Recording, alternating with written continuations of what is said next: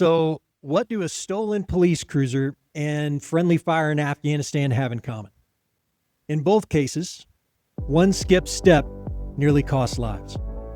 And, unfortunately, I was the one in both of those cases who skipped the step. Welcome to this special compilation episode of Rewired Experience Podcast. If you're new here and maybe you've never watched an episode before, you dropped in on a pretty good one. I'm your host, Kyle Stoy, and today I'm combining two stories that still humble me to this very day. One of these stories takes place stateside, outside of a rowdy bar. The other one on a mountainside in Afghanistan. Different terrain, but very similar stakes that gave me a brutal life lesson. That lesson was, if you ignore the systems, especially ones that work, and those that have gone before you created for your success, when you go rogue and you cut corners, then failure will find you. Now, sometimes that failure can be funny. Sometimes it can be dangerous. In these stories, it was both. But either way, it's where the real growth was experienced. So look, if you're the kind of person that knows the steps and then skips them anyway, and if you've ever told yourself, I've done this 100 times, I'll be fine. Or if you're leading others, but secretly winging your own process, then this episode is definitely for you. Because whether it's your fitness journey, your business, your team, could be your life, structure matters. Systems matter. And if you skip them, you don't just slow your progress. You risk everything you've been working for. So stick with me through both stories. Laugh at my failures for sure. But also, I'd invite you to reflect on your own failures. And when it's over, ask yourself, where am I skipping steps in the system? Or am I following the system at all? Drop your thoughts in the comments and join us at rewiredexperience.com. Because growth does not come from pretending to be perfect. It comes from owning the suck and then choosing to Charlie Mike. So let's dive in.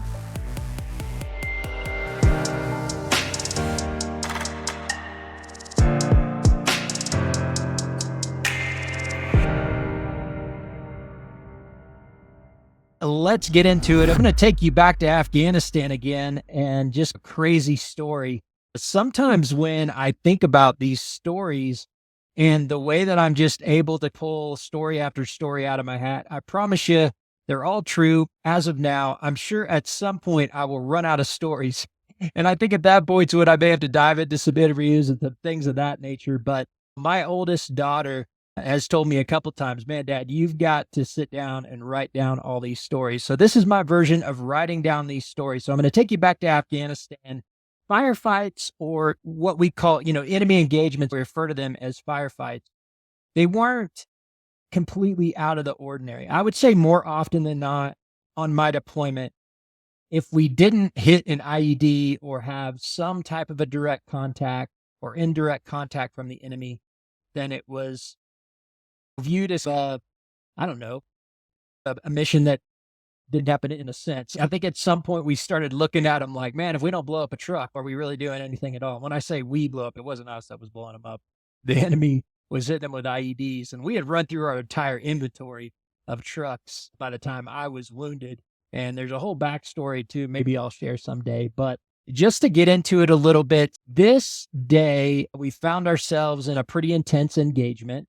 As luck would have it, I was in a rear position at our combat outpost with some of our support snipers and our mortar teams, and helping with what we call a JFO and our JTAC, which is like they're individuals that specialize in coordinating different types of fire. So artillery fire, air support, things of that nature.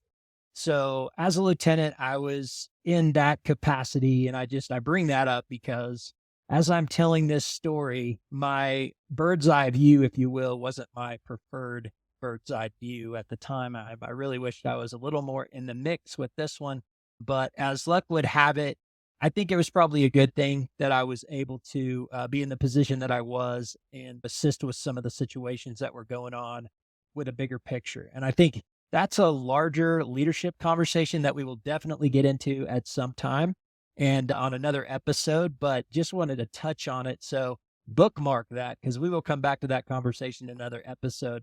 Anyway, having said that, we were in an engagement, pretty intense, and we were able to drop ordnance on their position from our air support. So our helicopters, we had a bomber on site that dropped some bombs. But while we were in that engagement, I had, like I said, I had this bird's eye view and I could see what looked like support fire coming from the top of an adjacent mountain. And I was like, who are those guys? And luckily, I could tell that they were firing on the enemy and not on our position. I asked who they were, and one of the interpreters, I think, initially told me they're actually Afghan uniformed police officers. That's one of their observation posts, and we didn't even know they were there. Like I said, thankfully, they were firing on the enemy and not on us, so we realized they were friendly forces, but it left me a little unsettled that we didn't know that they were there, and that position had not been reported to us in our battle space. If you're a veteran and you've ever been in a combat environment like this, you don't like those kind of surprises, right? It was good that they were there, but I wasn't happy with the fact that I wasn't aware that their position was there. So that being said, I definitely wanted to make it a point to go up there and talk to these guys.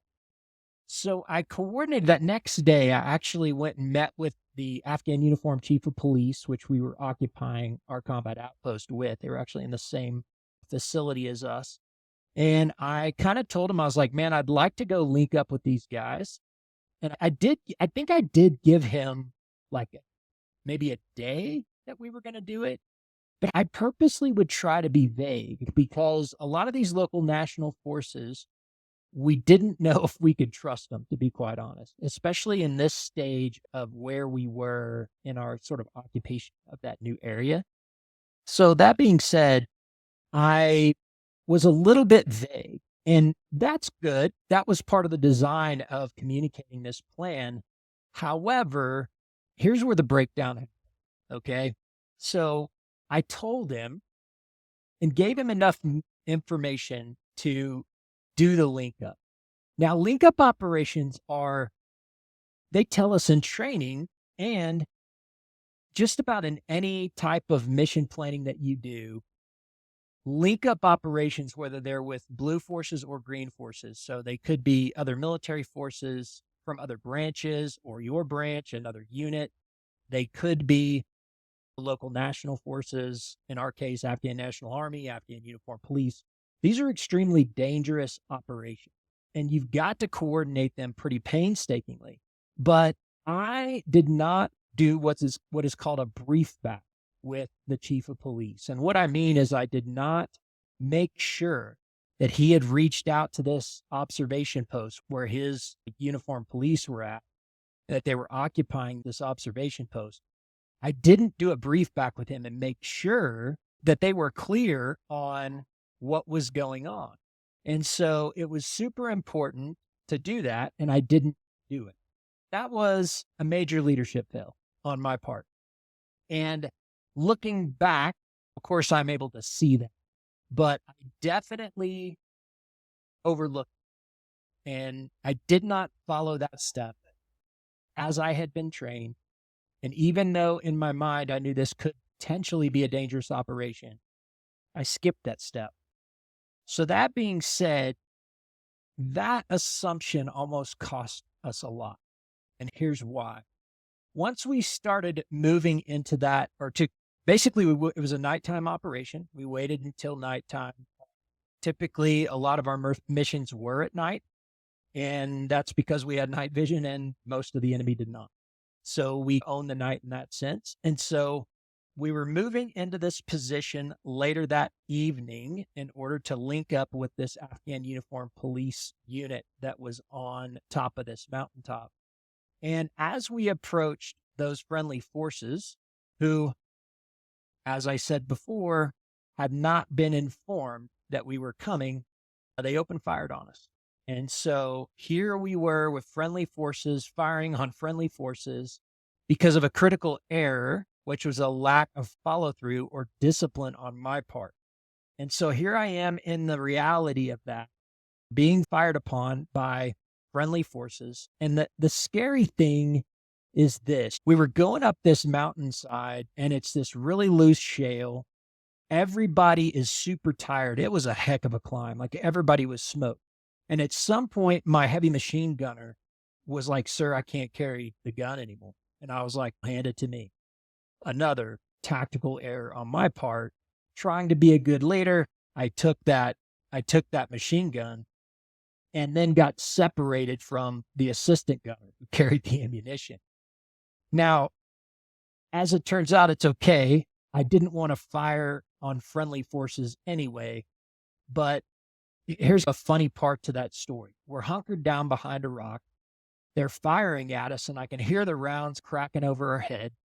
And I'm thinking to myself, how do I say the most American thing possible? I've got my interpreters right next to me, and he's screaming at them that we're U.S. forces, and they don't believe us. They think we're the Taliban, and they keep shooting at us.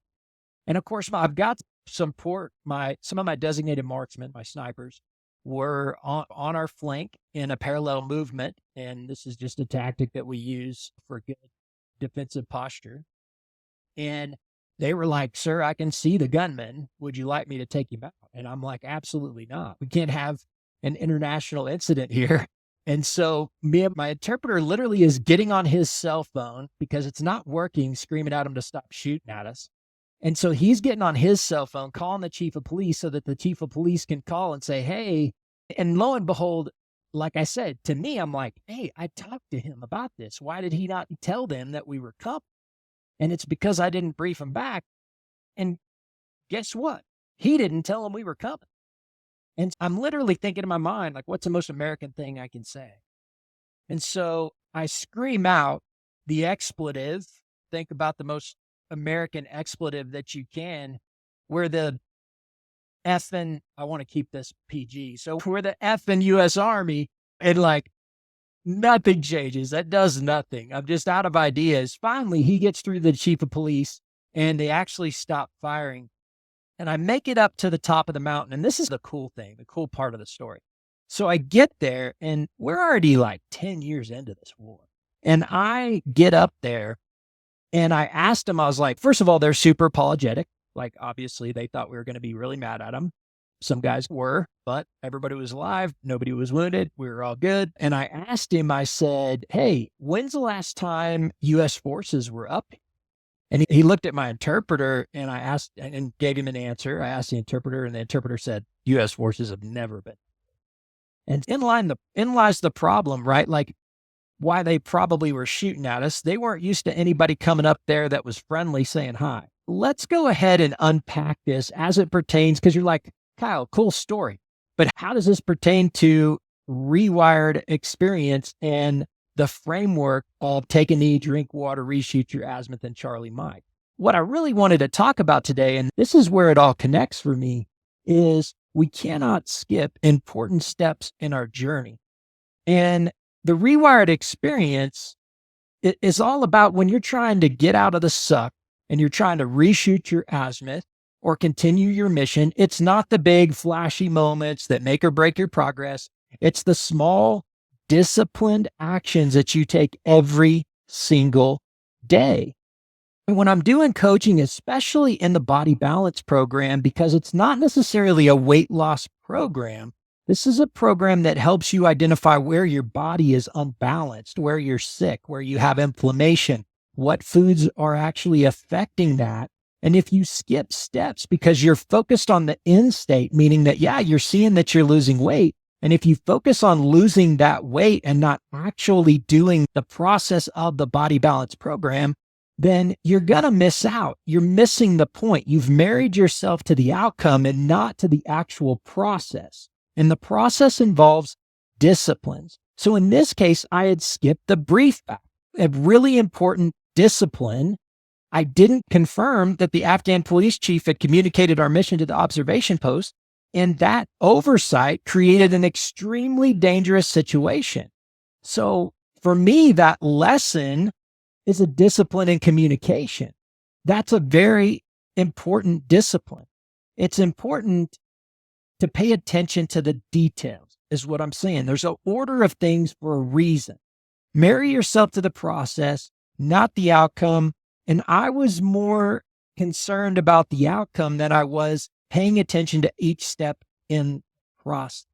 Again, that's how this applies to our everyday lives too. In applying the Rewired Experience framework and the take a knee, drink water, reshoot your azimuth, Charlie Mike framework to this particular thing, that's looking back, that's what I didn't do. I skipped steps, right? So what is an action step? One of the things that I used to do was journal my process. And I still to this day have my notebook for when I was in Afghanistan and the notes that I would take and the steps that I would take, because there was so much going on, not just within the battle space, but the logistics on our own combat outpost was absolutely, it could have been overwhelming. So I had to journal my process, keep good notes, and make sure that I knew what my next step was.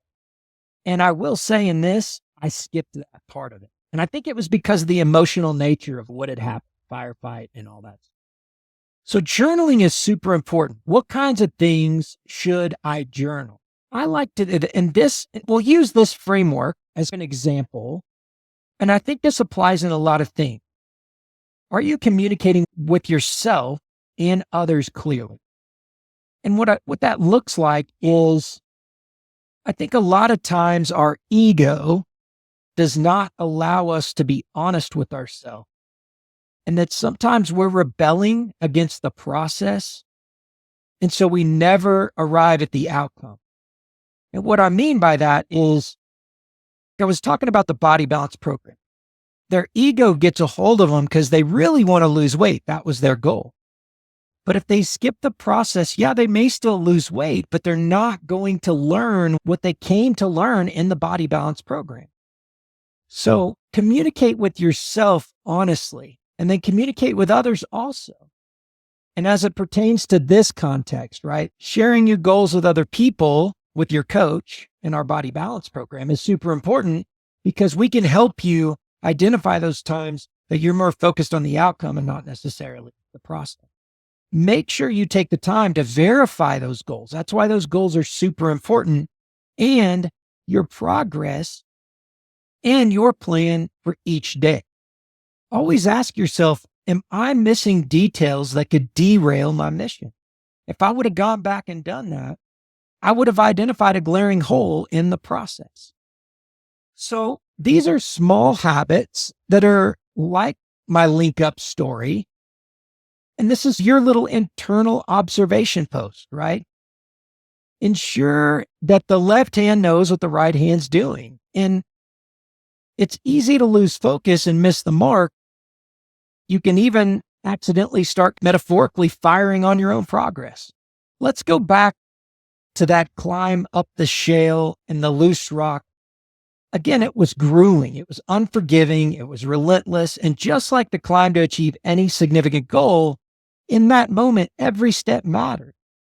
And when we talked about being consistent in our disciplines, this is what we mean, taking one step at a time. And even when it's hard, even when it feels insignificant, even when the summit seems unreachable, consistency without accountability is like climbing that hill blindfold in the dark. And it's not enough to just move. You have to know where you're going and why you're going. You have to check in and reshoot your azimuth and ensure that every action aligns with the mission. So here's some key takeaways for you as I wrap this up. You always want to trust, but verify. So I trusted that the Afghan Uniformed Police chief did what he said he was going to do, but I should have verified. Whether it's communication in a team or a habit that you are trying to build on or a goal you're chasing, don't just assume things are handled. You got to check in with yourself. Check in with yourself and confirm the process. And you can do this through journaling, through tracking. There's a lot of different methods, but it's an important step in the process. Number 2, small disciplines prevent big disaster. So journaling, reflecting, tracking your progress, So our body balance customers and clients, they are required to keep a journal and report in every day. And this is why, and it might feel mundane, but these are the brief facts that they have to do to keep their mission on track. Number 3, the climb is worth it. Every step, no matter how small, it brings you closer to your goal. But you need to take those steps with intention and awareness. So that's what I'm going to leave you with today. Hopefully that gives you some actionable steps. But I'm just going to wrap it up. And as always, take a knee, drink water, reshoot your azimuth, and Charter Mike.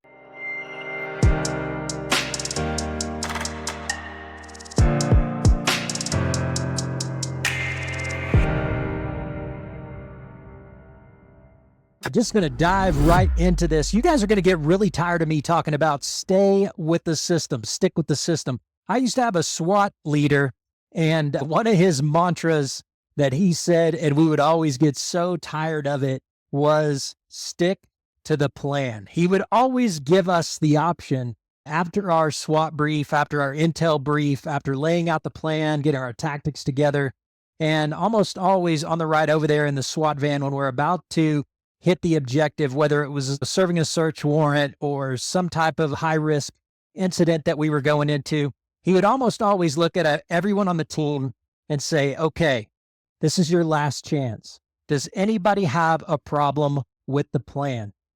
Inevitably, most of us would say no, but this was a confirmation for him. Do you believe in the system? Do you trust me? Do you trust what we've come up with? And are you committed to sticking with it? So I'm going to take you guys back to when I was a patrol officer.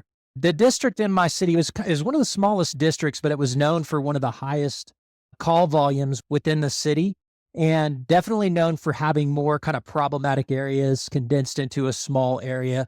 And that's why I liked working it. I was working night shift and as a patrol officer in this district, and there was this rowdy bar. It actually been there since I was a kid. Everybody knew this bar. It was kind of infamous.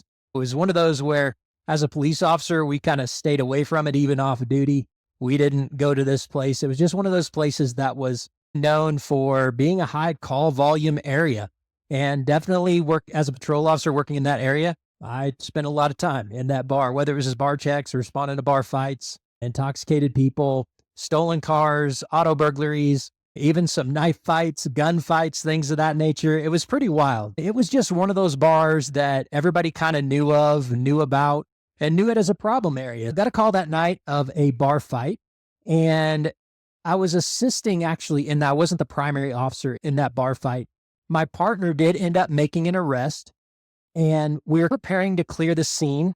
He had already left the scene, and I was just tooling around, the parking lot, seeing if there was anything else going on, making sure that there wasn't any other problems before we left the scene, because inevitably on nights like that, we'd end up coming back maybe 2 or 3 more times in the evening. So I just figured I'd do my due diligence, kind of cruise around the parking lot, make sure everything was good. I circled around, and then all of a sudden this guy flags me down, and he approaches my vehicle pretty quickly, right? And he comes up to the car, and I'm sitting in my car. And so this is typically an officer's safety concern. So we don't want to be sitting in our vehicle whenever somebody approaches, because obviously I'm at a disadvantage. I've got my seatbelt on. I'm behind the steering wheel. I'm inside the car. If my window's down, that's definitely a tactical disadvantage.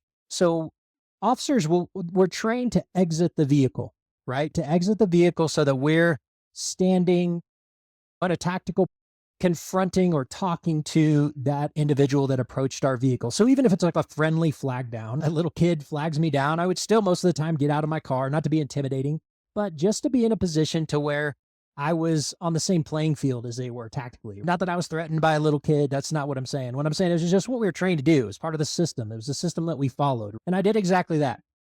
I stepped out of my vehicle, and he goes, "Hey, officer, there's this thing that you need to check out. There's something going on over here in front of the bar." And I'm thinking to myself, like, and I just drove around. I didn't see anything. So that struck me as weird. I definitely paid attention to that feeling. But at the same time, I didn't want to ignore, the fact that there may be something that happened that I had missed. And so he's like, yeah, you got to go check this out. You got to go check this out. What? This dude he looked drunk, like he was intoxicated. I definitely was like addressing that first. So, okay. I mean, he's at a bar. Almost all those people were somewhat intoxicated. I asked him pretty matter of factly, I was like, hey, man, you're pretty drunk. Do you have a ride out of here? And he said, I'm working on it.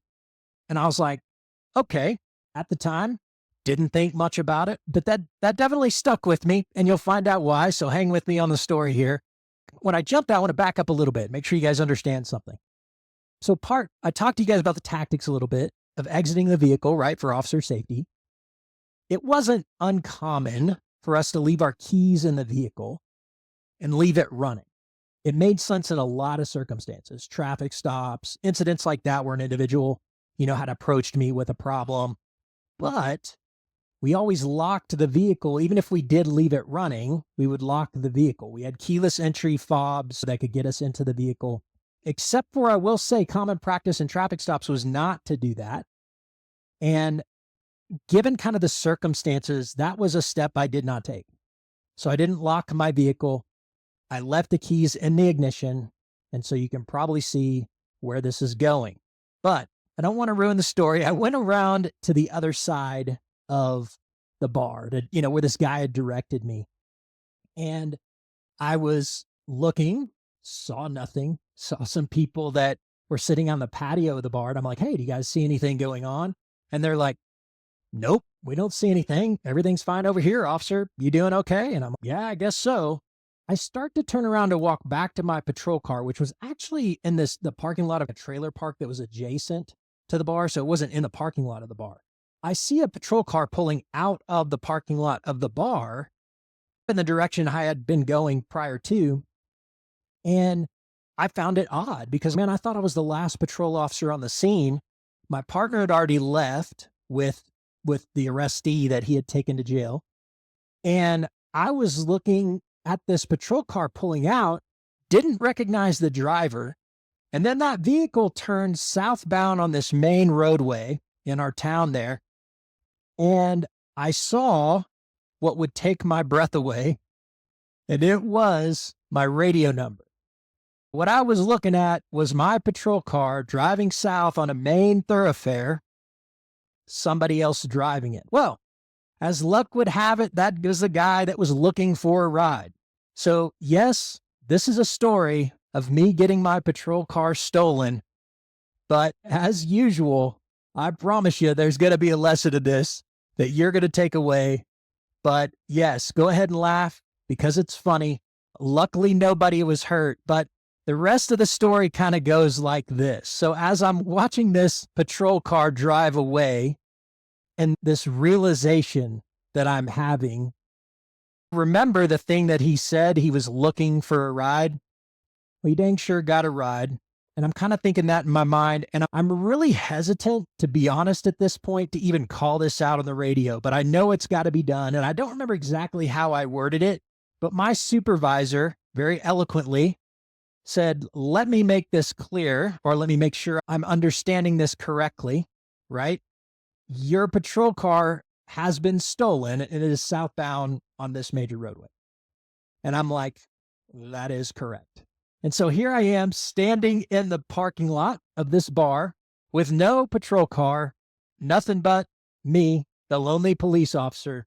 And not too far down the road, one of my partners see the vehicle and engage in a very short pursuit.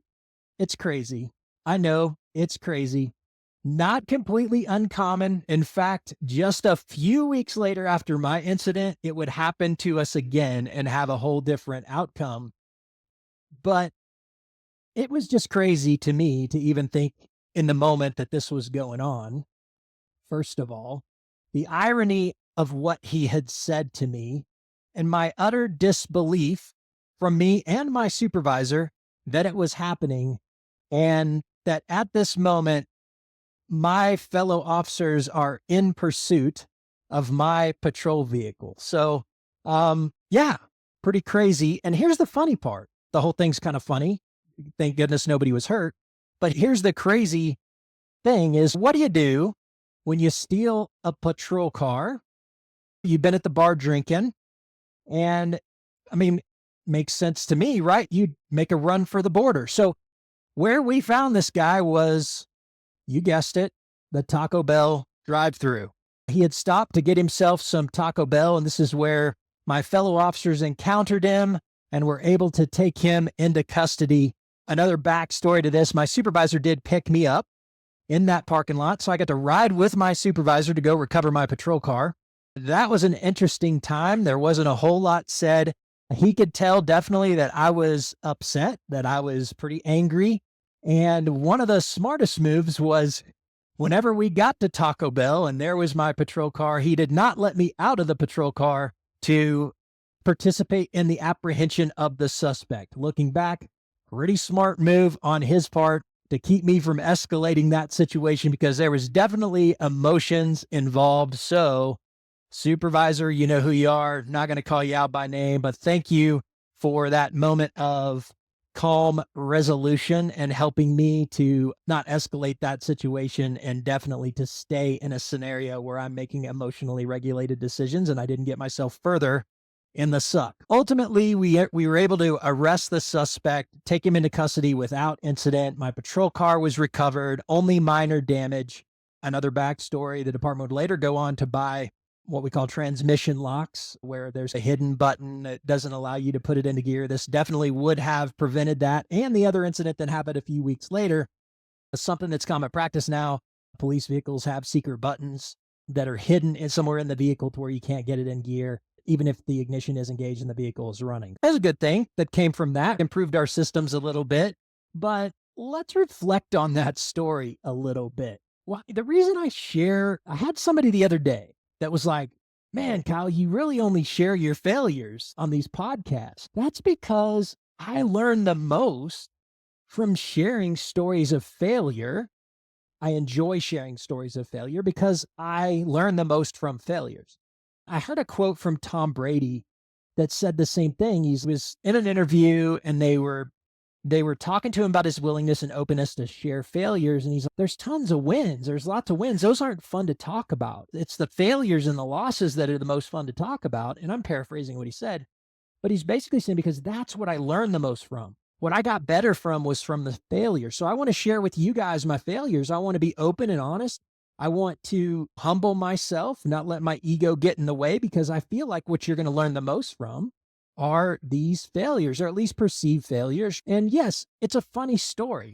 I love getting feedback about the funny stories, and everybody's like, man, you suck me in with the story. And then there's a lesson in the end. And that's the key to storytelling. That's the key to teaching. And I love teaching. And so those failures are the ones I'm sharing, especially like this one. It's relatable. It's funny. It humanizes our journey. So when you're sharing stuff, don't let your ego get in the way and only share the wins. I'm not saying be self-deprecating all the time. Sometimes there's a place for that. It lightens the mood. Sometimes builds trust.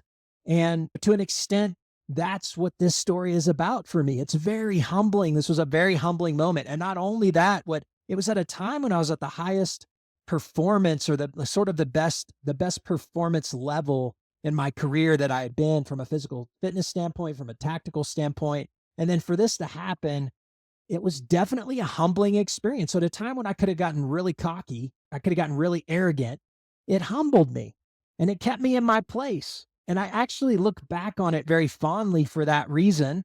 There were some repercussions. I got written up. I got in trouble. It didn't come without its consequences. But man, did I learn a lot from that moment. And from an officer safety standpoint, that was a great learning lesson because it got me dialed back in so many ways and made me a better police officer. So failure is the best teacher. Wins are great, but the hard lessons come from our mistakes. And again, our failures are relatable. They're funny. They humanize us, right? And so that's why I want to share this stuff with you guys. It's just a good story. Nobody was hurt. It's just a good story. But here's what I want you to understand, and this is what I'd like for you to take away in the story. Skipping systems and procedures has consequences. When you have proven structures, proven systems, and you don't pay attention to those details, and this is so true when it comes to coaching, whether it's in our body balance program, our business coaching programs, if I'm going to follow a system that a coach gives me, especially one that maybe I've invested money in, why would I skip those steps? In this case, this one put people's lives at risk. It put my life at risk. Skipping that step was crucial. It could have cost somebody their life. Absolutely. And that's the part of it that's not funny. But that's also the part that I want to ram home, because I want you to understand that if you don't have a system and if you're not following that system, then you're walking in the dark. You're putting yourself at risk, whether it's your goals, your objective rally points, your why, whatever it is. Not locking my patrol car, it was a simple but critical mistake. Skipping steps and trying to cut corners rarely ends well. The importance of staying emotionally regulated, especially in that moment for me, I let the emotions of the moment kind of take charge and I wasn't thinking clearly. Think about my supervisor's clarity of mind and how he basically kept me from making a rash emotional decision by saying, hey, disconnect yourself from this. That was a system. He was following a system. He knew not to let me anywhere near that guy, because who knows what happened. Composure and reflection during high pressure situations, it's absolutely paramount, but it's much easier if you follow a system. Structure, intentionally, and intentionality are everything. Resisting structure and systems in your life, just like in this story, it leads to failures. I've learned so much from these types of moments to follow my training, follow the structure, follow my coaching, have a system for my day, have a system for my money, for my time. Create systems. Don't resist order. Be intentional about your goals and your actions. I say to people all the time, if you're going to assign a job for every dollar in your budget, why are you not assigning a job for every hour in your day? So here's how that ties into the Rewired Experience framework. The role of systems is crucial. So failure, when you don't follow those systems, it's a part of the process. Even when you are following a system, it's a part of the process. It's an essential step in our Rewired framework. Reshooting your azimuth, phase line Bravo, when we talk about redetermining your cardinal direction, this is what you're going to do every time you're faced with those situations where you're in the suck or potentially in the suck. Don't lose track of the systems. That's what's going to keep you on pace. That's what's going to keep you on that azimuth. That's what's going to keep you on that cardinal direction towards your goal, towards your objective rally point. When you fail, even if you're still in the system, you just pause, assess, and you adjust your course. Again, failures, they're just checkpoints. They're not dead ends. That's why I love sharing these stories of quote unquote failures, because they're just checkpoints. The role of the systems in our framework, again, go back to what are your systems? What's keeping you on track? What's keeping you from straying from your azimuth? Your daily routine, your meal plans, your systems for fitness, work, personal development, whatever that may be. If you skip those steps, like I talked about in my story, if you skip the training and mentorship, the planning, that you set yourself up for failure. Success is built on consistency, on discipline, intentional systems. I had a system for how I dealt with that situation, that scenario over and over and over again. And for whatever reason, I didn't follow it. Constantly assess your systems. Ask yourself, where am I skipping steps or resisting structure? Where's one area where you can implement a better system? Is it your fitness, your nutrition, your work schedule? Embrace failure as feedback, not necessarily setbacks, but feedback. Reflect on a recent failure and think to yourself, what did that teach me? Instead of dwelling on it as a quote unquote failure, give yourself some feedback. Give yourself permission to embrace it as a moment that you can reflect on. What did it teach you? Share that failure with somebody else. like I'm doing with you guys, because I learn the most from sharing it with you guys. And then take that next step in the framework. Are you stuck? If you've been listening to the podcast and you're working through the framework, take stock of where you are right now. Because if you're stuck in the suck, go back to phase line Bravo and reshoot your azimuth. Redetermine another direction. Another micro goal is what it's called, but I like objectives better. I like objective rally point, because an objective rally point sounds like something that, okay, now there's another rally point. If we talk about a goal seems finite. We don't play a finite game. Life is an infinite game. There is no end other than death, and then it doesn't matter. So it's a finite game. Are you playing a finite game?